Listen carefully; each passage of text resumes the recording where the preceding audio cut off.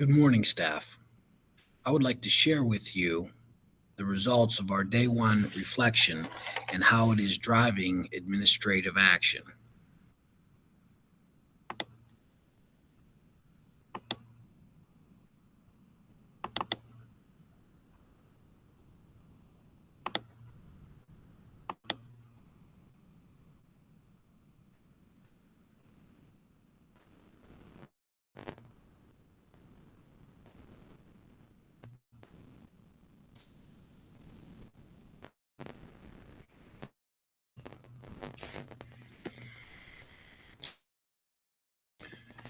So, we had an opportunity to collect your data and break it down. I'd like to share it with you at this time. So, we had about 37 respondents out of 77. So, a little less than half of the staff responded. Within that response, the staff was split on the first day as far as was it a typical first day in terms of the hiccups that you might encounter, and 48% of the staff did think that, but a significant portion, 40% of the staff, did not think it was a typical first day relative to the hiccups encountered. And that's probably to be expected with the amount on all of your plates. Not surprisingly, 70% of the staff thought that traditional instruction worked as planned. I found the next slide rather encouraging, being that we had one day of experience. Everything up until that point was nothing but theory and planning. And given all of those obstacles, 41% of the staff thought virtual instruction worked as planned. A significant portion, 20%, 22%, were feeling it out and didn't necessarily have an opinion one way or another. And 30% felt it did not work as planned. So there's a significant portion of our staff who believe that the synchronous instruction, at least on the first day, needs some work. So the next few questions were relative to our cyber programming, both in-house and then outside cyber services. And the vast majority of the staff did not have an opinion about the number of students in our in-house cyber programming. And I guess what concerns me relative to the students on Edgenuity or in-house cyber programming is they are about a decision away from using outside cyber service programs rather than in-house cyber programs. And they're also a step away from joining virtual or in-person instruction. So the thing about these Edgenuity kids, and we have a significant number of them, is that what happens if it's not successful? Do they become a $13,000 per student expense? And you can easily see that 10 moves, and all of a sudden we're at $130,000, and that doesn't count special ed costs. So I guess from my seat, I have a little more of a concern about these students on Edgenuity, and I'm hoping that their experience is successful, and I'm hoping that they return to either synchronous instruction or they return to in-person instruction here at Laurel. The staff does not have a clear opinion on outside cyber programs. Either the largest group, some 48%, was rather neutral on PA Cyber, Agora, or Commonwealth Connections Academy, etc., one of the 13 cyber charters that are available within the Commonwealth of Pennsylvania. I've never heard PA cyber charters say they are full, but indeed they are communicating that they are full this year and cannot take more students, which I find flabbergasting with the amount of money that they make off of students. They would actually say that they are closed up. They must be raking it in buckets. And quite frankly, it's an abhorrent service.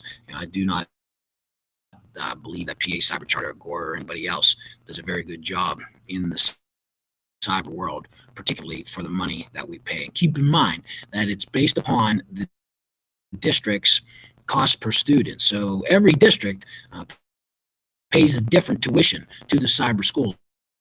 It does not account for actual cyber school costs. That is to say, cybers are not audited in the terms of, well, this is how much it actually costs for you to educate a student. Instead, the tuition payments that individual schools must make, they must make an equal payment to the charter school equal to their cost per student. So, Laurel is around 12, 13,000 per student in terms of expenditures. So that is our cost. And then also, there's a special cost and a special calculation. So a lot of these students may go to a cyber school as a regular education student and be identified there. And all of a sudden, as a special ed student, increase our bill by $4,000 or $5,000 per. So you can easily see that we have approximately 15 students right now on outside cyber services. You're talking over $200,000 in expenditures unless we recover some of those students. The staff did feel that their fellow employees complied with PPE. However, we did have 30% feel that, 30% strongly agree, 58% agree. So we did feel that over 88%, 89% of the staff complied with PPE. But the staff was mixed on student compliance with PPE, and I'm not sure if that was a building or a grade level difference, but very few strongly agreed with student compliance, but over a third agreed with student compliance. Again, a significant portion of teachers did not feel or were waiting it out whether the students were complying or not. But if you look at disagree and strongly disagree,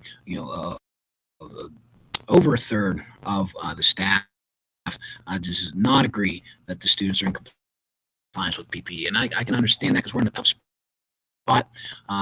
Obviously, in recess in elementary school and other things, it's hard for them to maintain their masking and maintain their social distancing. We do have a few students, whether it be in the elementary or in high school, where the families do not support the masking effort. And again, it's the district position that you are required to wear a mask. However, if you are not wearing a mask as a student, we will assume that you have a disability protected by ADA, HIPAA, or a right protected by the First Amendment of the Constitution.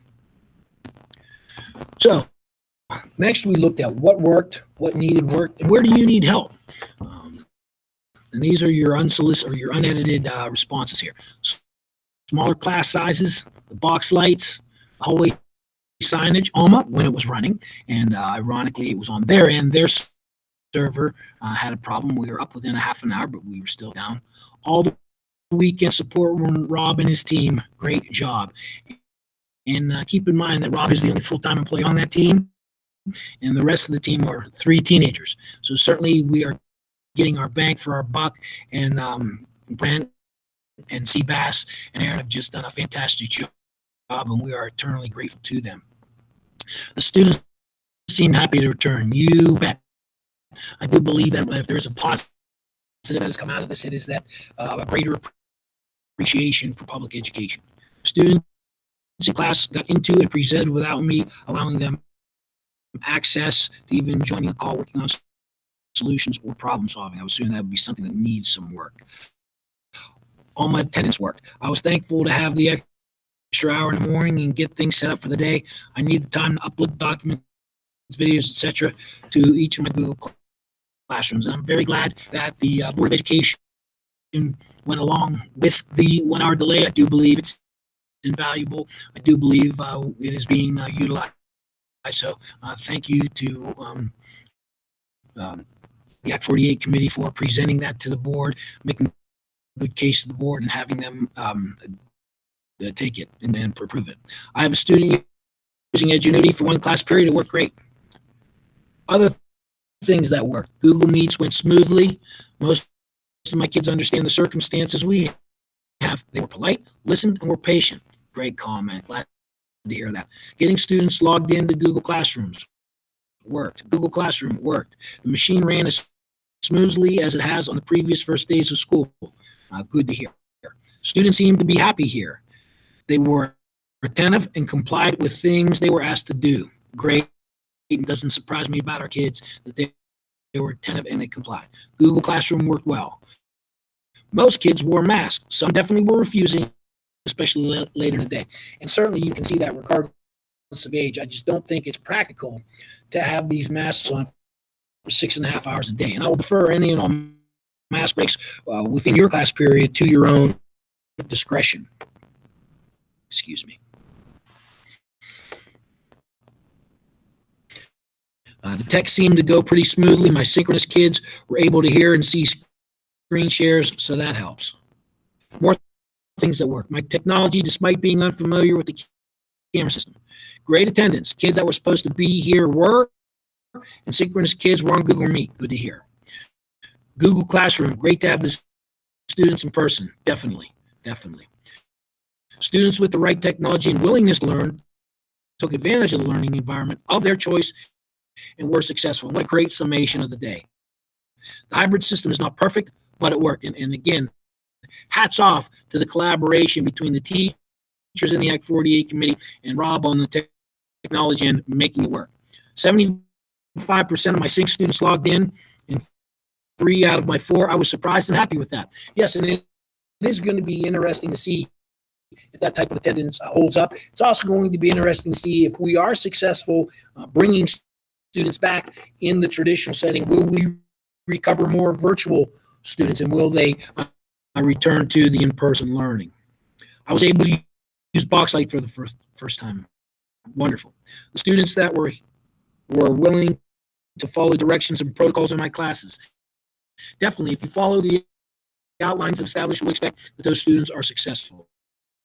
In class, the students were pretty compliant with masks. Again, good to hear, good reinforcement. The bottom line, political views aside, because it really doesn't matter in the workplace here, is we're just trying to keep the place open.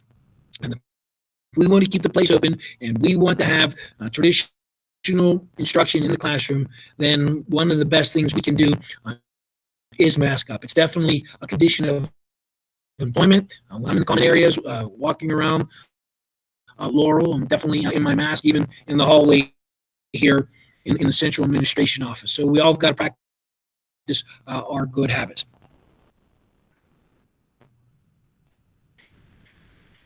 Things that work. The students were excellent. They were patient and understanding. They said the day was great. I'm really appreciative of my grade level team for making things run so smoothly. Congratulations. Overall, I felt the video and sound was okay for synchronous learners. Good to hear. Homeroom period worked. Dismissal worked. The Kelly teacher was a big help in the classroom of synchronized students. The schedule was spaced out nicely to facilitate learning and offer breaks at an appropriate time. Google Meets were successful, and the system didn't shut down. The students seemed very pleased to be back in school. The majority of my class complied with masking. I was surprised how many kept their masks on and tried to keep distance from other students. I felt the kids were really trying to make things work. Amen. I do think that when we're out in public and we do see more masking than perhaps we did before, certainly we didn't see it on the recreation ball fields and things like that. But I think our community is making a segregation, if you will, between recreation and education. And it's good to see that we are doing what we need to do to keep this place open. The schedule was good. Bus times seemed good. Having the hour in the morning is extremely helpful. That allowed me to be more prepared. The students in my classes listened well and followed the procedures set forth. The beginning hour was very helpful, preparing equipment and making sure everything was working. And that's wonderful that we're taking advantage of that time. And as we become better, don't forget, we could do conferencing. We could do some differentiation in the synchronous virtual world. Things that didn't work: proximity of students, classrooms, and cafeteria. And again, some of those areas are definitely compromised. Here's a comment: student use of PPE, which reflects the splits. Some of our staff felt students did very well, and some of them felt they could have done better. Synchronous learning for primary students can't teach responsibly, can't meet preset starting times for synchronous learners while embracing teaching moments. Couldn't agree with you more. I really think that it becomes more and more difficult the younger that our students get to have effective synchronous learning. We can provide the technology, we can provide the opportunities, the climate, the environment, all those offstage things that come with being in person in the primary grades is just not existent. Synchronous families picking convenient days to send the students for live instruction. Absolutely. One of the advantages of synchronous instruction is if somebody really is sick or other things that are the legitimate reasons, then they can have that left-hand, right-hand relationship between the in-person learning and the synchronous instruction. But again, if they just want to pick and choose, that is an unfortunate side effect. ALMA during the outage and pickup patrol. So yes, we were aware that during the outage, ALMA is a problem, and I did have some discussions with Dan relative about moving forward with pickup patrol. The virtual instruction is difficult, to say the least. Had trouble with the links in some cases. Some students are hard to hear. It's difficult to manage both simultaneously. Can't agree with you more. That's again why we have the 3 days, activity days. That's again why we have this 1 hour. We want to be good, and we're going to continue to advance our craft in two worlds. PPE for students should increase as we continue to instruct and provide expectations. I hope so. Synchronous didn't know we had to invite students, and our list wasn't up to date. Well, so hopefully in these last couple of days, we have worked out some of those kinks. If that's still an issue, then we need to resolve it. Student schedules were messed up. A lot of them had missing class periods. Well, I can't understand why at the beginning of the school year there would be gaps in a student schedule when we've had all summer to generate the master schedule. Things that didn't work. Nothing yet. Fantastic answer. Things that did not work. It is insanely difficult to take roll, physical and synchronous, have them meet up and running, use the restroom, sanitize, talk to kids, and take a breath in 3 minutes between classes. Absolutely. Absolutely. We know we do have a pretty difficult task trying to live in two worlds at the same time. It's always difficult to find time to run to the restroom in between class periods. That is something I don't miss as an administrator. I'm having to train my bladder when my prep period is. Sanitation, obviously, that's something that's available to you, but definitely not required in between periods. Navigating the many tabs and screens on my computer while trying to stream the correct content to the synchronous learner simultaneously. Juggling a lot of balls, no doubt about it. The synchronous learning is definitely new to our world, making us all first-year educators again and learning how to navigate that process. Having a new student management system added some new challenges, but this is true even when not in a pandemic. No doubt. MMS, long overdue for replacement. ALMA was the choice of the committee, and certainly, I don't know if there's ever an easy time, if not necessarily a good time, to roll out a new student information system. Some technology was slow or didn't work correctly. Hopefully, we've got that rectified. If not, again, we're going to need to know today. Had some connectivity problems in the ES music room. Again, I'm not familiar with the connectivity down in the elementary music room. I defer to Rob and the teachers to work that out. I was hoping every kid had a Chromebook, but that was not the case. So again, we're sitting on about 60 waiting for 60. K1 has their tablets. 3, 4, 5, 6 have Chromebooks. Grade 2 is a little short right now. Also, logging into ALMA was a little trouble. It takes me a few times trying to get in. And again, with anything new, hopefully as we become more experienced users, those things become easier. ALMA going down in the middle of the day certainly didn't help, having more than 30 kids packed in my room for study hall. All right, maybe if it's not during the lunch period, we can move that study hall to the auditorium. It is a little tricky trying to keep up with everyone and all the places at the same time. I think a lot of that is not knowing the kids yet. True. And having no idea who's who. True. Hopefully this will get easier. It might.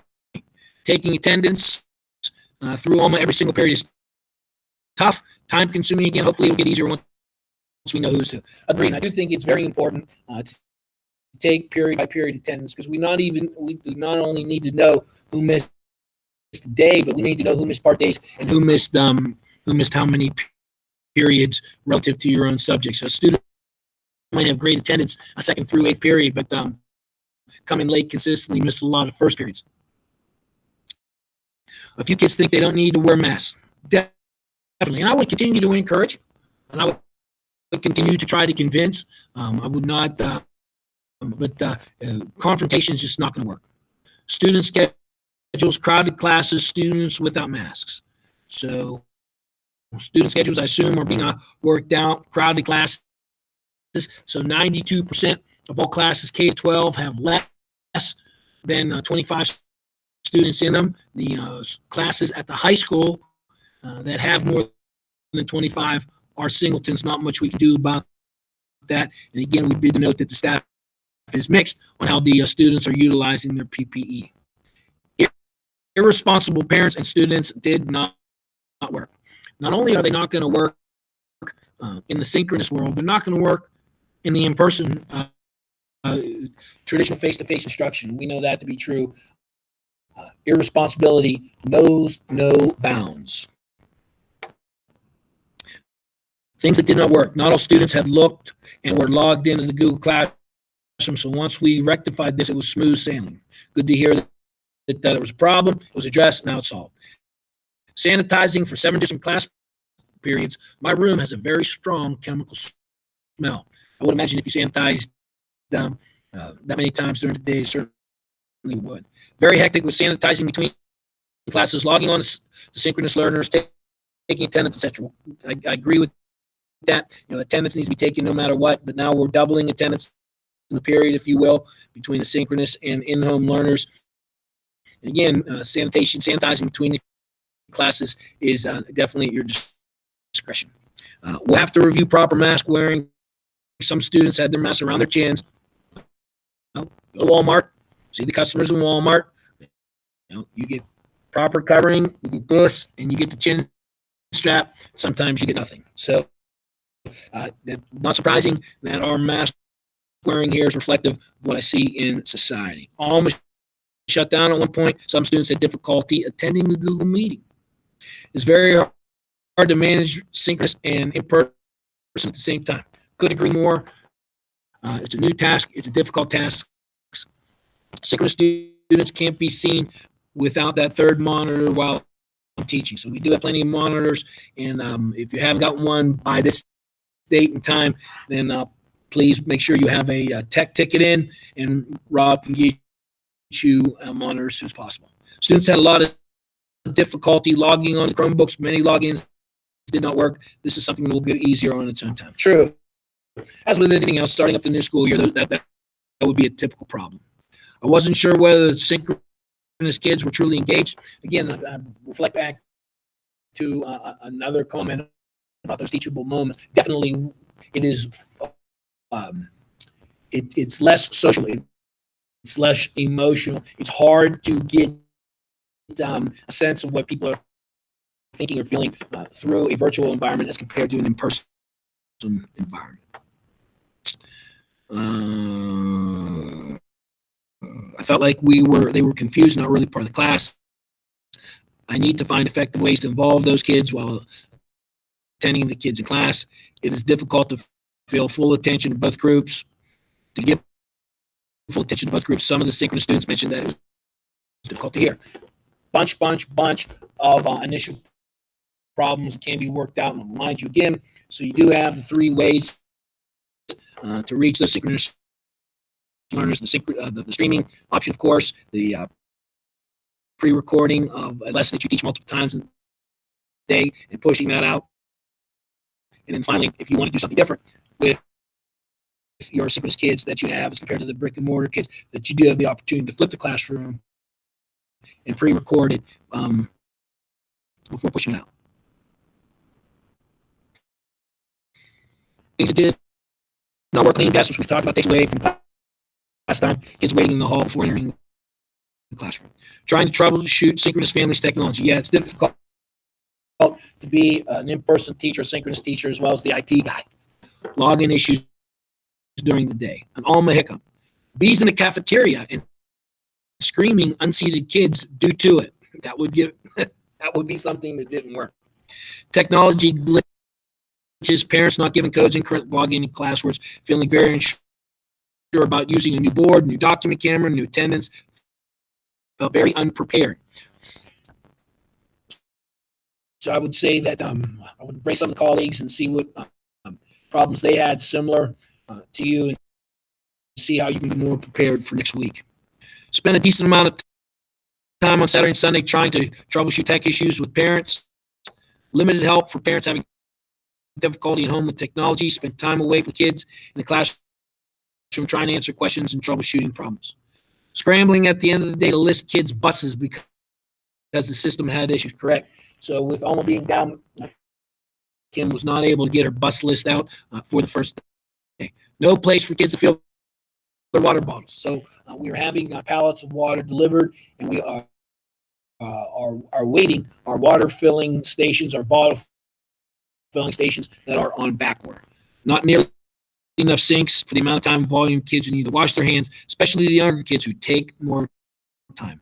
Portable sinks would be helpful.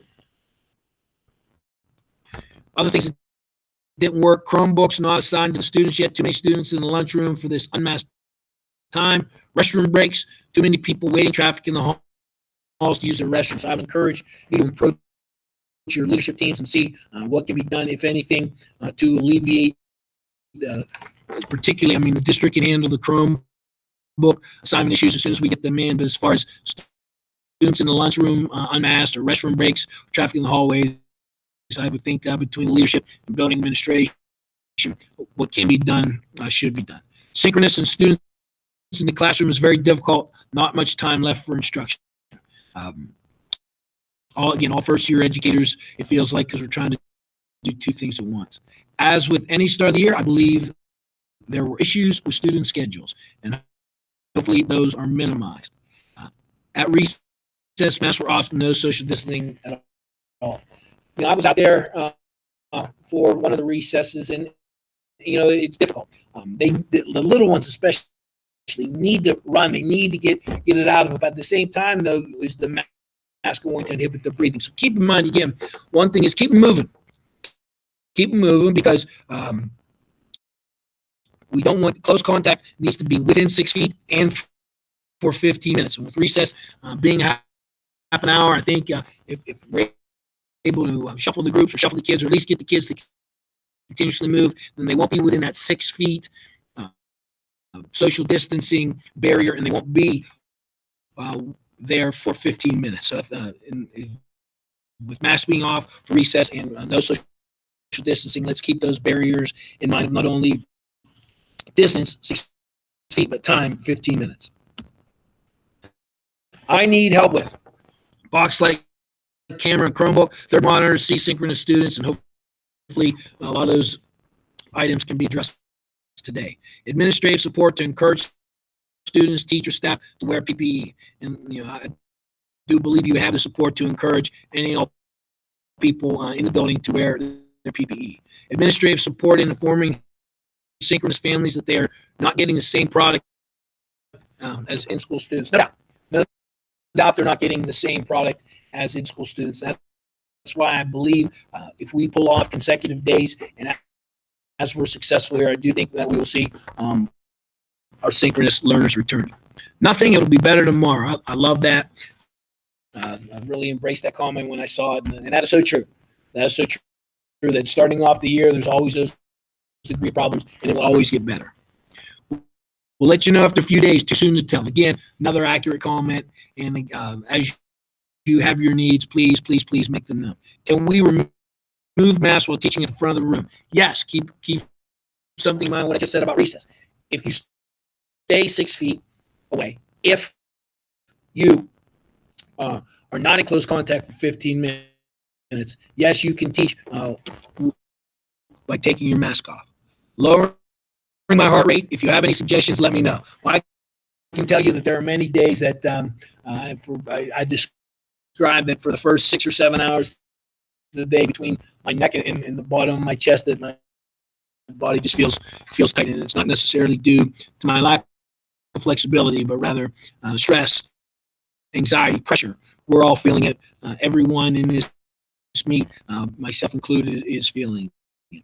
Fair and equal assignments for synchronous learners who do not have equipment and or software at home to do what we're doing in class. And hopefully, as a district, we're minimizing that. And again, we have Chromebooks that have the hotspot integrated into it, and that should help mitigate loss of internet access. I need help with nothing at this time. I feel comfortable at this point. Thank you for the time last week to get a solid grasp of technology. Nothing so far. Addressing synchronous users' behavior while on camera. Again, so we hope that in the synchronous world, the parents understand there needs to be some degree of supervision, but perhaps they're leaving these children unattended, and that's going to be a difficult obstacle to overcome. And again, just like anything else, if you try to engage students who are acting inappropriately and your efforts are unsuccessful, then you do need to move it up the food chain, and it does need to become an office referral. Nothing at this time. Fine-tuning settings in Google Meet, fine-tuning settings in Alma, assignments, quizzes. Other than period one, does attendance need to be taken for synchronous students during study hall as a Google Meet? I'll defer to the study hall question to building level administration, and I would ask you to outreach to some other colleagues for Google Meet, and we are going to have Alma Q&A later today. Using the same document as the keystone for individuals or groups of individuals. Nothing I can handle. Boxlight needs connected to my computer, currently using the Wi-Fi. Again, that hopefully your Boxlight's on a tech ticket, that we can get that done. Need help with students that have difficulty logging on to Google Meet. How to flip your camera so that the information on the board is not in reverse. So I did hear something about that. Hopefully someone can share with you the fix for that. Some students do not have logins. All students should have logins at this time. I would love some training to find ways to engage synchronous students to make them part of the group. I think it would be helpful when the breakout rooms are available on Google Meet, so I can pair synchronous learners with in-class learners as partners. That's interesting. That's a way you can use the breakout room. I'd be curious to see how our students reacted against that too. So again, be creative, take risk. I want to encourage you to do that, knowing that some things are going to work and some things are going to fail. Not sure if we need help with teaching lessons to the synchronized kids. Today was a struggle to get all brick and mortar and synchronized kids signed into the Google Classroom. Some logins did not work, and it took extra time. No lessons taught on the first day. And sometimes that happens too. We get bogged down with the management of the day, and it compromises the effectiveness of instruction on the first day. When I go live, I need to be able to see students who are at home. Right now, my computer with the meeting participants is grid is far away from where I'm standing in front of the camera. I'm not sure what to do about that one. Currently, nothing. I know what I can do about that one. I need help with when having a Google Meet coordinating the camera, dock camera, microphones, camera, Boxlight. That's the second monitor. So again, I think that's a good one where if you have a colleague using the second or third monitor, that you meet with them, there will be time for that during the day. Synchronous cameras and technologies. Tech. If possible, I would like a Boxlight flat panel in my room, the band room. We'll see if that's possible. Boxlight technologies and synchronous. So it sounds like we do need to have a breakout, if you will, and some collaboration, at least with Boxlight and with Alma.